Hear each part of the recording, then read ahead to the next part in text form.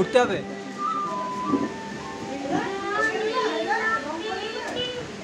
শিবপুর বেনিমিত্র লেনে আমরা দেখতে পাচ্ছি যে শিবপুর গন্ধবণিক শিক্ষা সমিতির সদস্যদের তাদের এই শিক্ষা সমিতি মহাসভা তাদের মহিলা সমিতি এই তিনটের যৌথ উদ্যোগে এই বেনিমিত্র লেনে শিবপুর বেনিমিত্র লেনে গন্ধেশ্বরী মায়ের পুজো।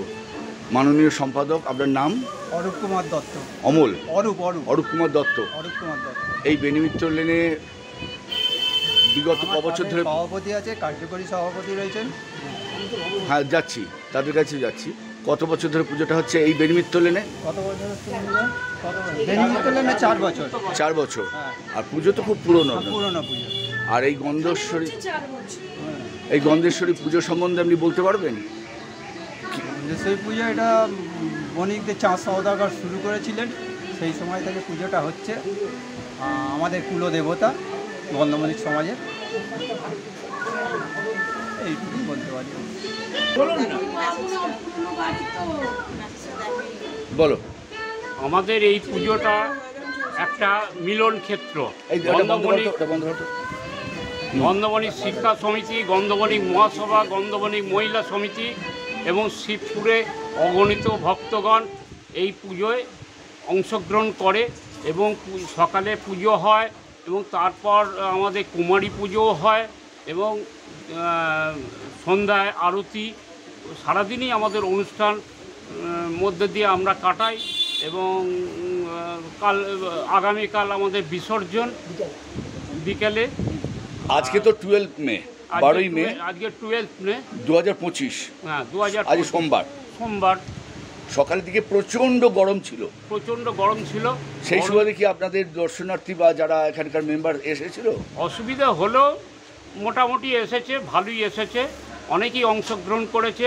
হ্যাঁ, ছোট বড় বয়স্ক, হ্যাঁ, অনেক মহিলারাও এই পুজোয় ওনারা কি বসে ভোগ প্রসাদ পেয়েছেন?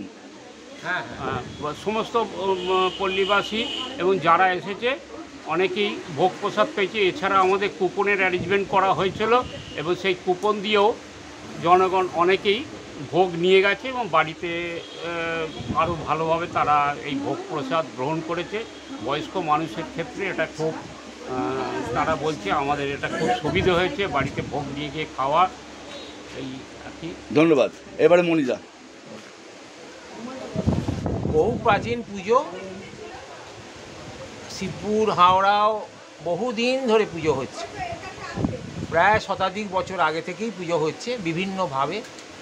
এখন পুজোর সংখ্যা আমাদের অনেক বেড়েছে।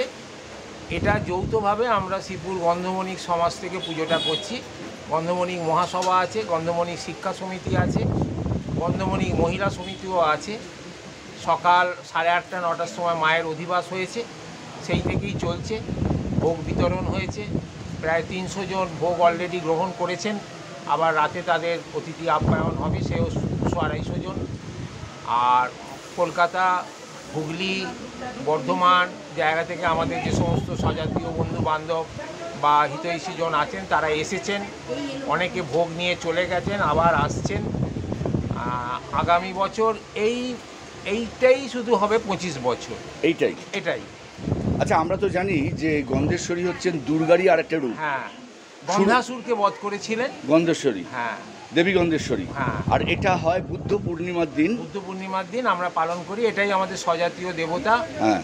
বাইরে আমরা যা শুনি, যেখানে আসানসোল, রানীগঞ্জ, কুলটি, ভিলাই, যেখানে কোনো জায়গা নাই, সেখানে ব্যবসাদাররা, যারা ব্যবসায়ীগণ আছেন, তারা আগের দিন তাদের টাটকে গুটিয়ে সমস্ত দাড়ি পাল্লা সব ঘি দিয়ে পরিষ্কার করে ঘি টি দিয়ে মাখিয়ে সিঁদুর চন্দন দিয়ে মায়ের পুজো করেন। মানে আজকের দিনে সব বন্ধ। সব বন্ধ। কিন্তু বিশেষ করে এই করোনার পর থেকে ব্যবসা বাণিজ্য মন্দা চলছে বলে, সত্যি কথা বলতে কি, গন্ধমণিক সম্প্রদায়ের মানুষগণ আজকে তাদের ব্যবসা বেশিরভাগটাই খোলা আছে। তাদের আমরা কোনো ব্যক্তিগতভাবে কিছু বারণ করি না, কেননা যার যেমন স্বাধীন চিন্তা। আজকে গন্ধমণিক শিক্ষা সমিতির 11টা সেন্টার আছে। 10টা সেন্টার আছে, তার মধ্যে শিবপুর একটি আলাদা। হ্যাঁ। শিবপুর একটা মানে একাংশ। আচ্ছা, আমরা তো জানি যে আমাদের চোরবাগান, হ্যাঁ, যেখানে গন্ধেশ্বরী দেবীর মূর্তি পার্মানেন্টলি বসানো আছে, ওটা হচ্ছে গন্ধমণিক মহাসভার আন্ডারে। মহাসভার আন্ডারে। হ্যাঁ, ওটা 104 বছর। 104 বছর। হ্যাঁ। আচ্ছা, মানে সেখানে তারই একটা শাখা আমাদের এখানে আছে, 2005 সালে শুরু হয়েছে। তার মানে পুজোটা আরও আগে থেকে হচ্ছিল।